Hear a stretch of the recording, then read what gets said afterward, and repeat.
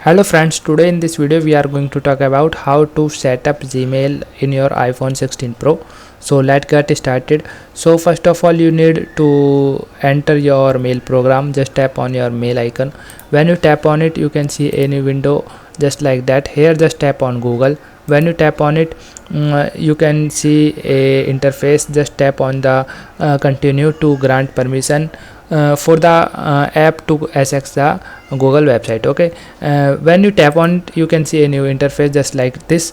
Here you can here just enter your email and tap on next or dial just tap on next. Okay, when you tap on it, it is asked to enter your password. Just enter your password and tap on next. Okay, when you tap on it, you can see a interface just like this. Here just save the just tap on save to complete the process. Okay, when you tap on it, you can see your Gmail is logged in your iPhone. Okay, so that's all in this video. I hope you like this video. If you like this video, then please hit a like button. Thank you.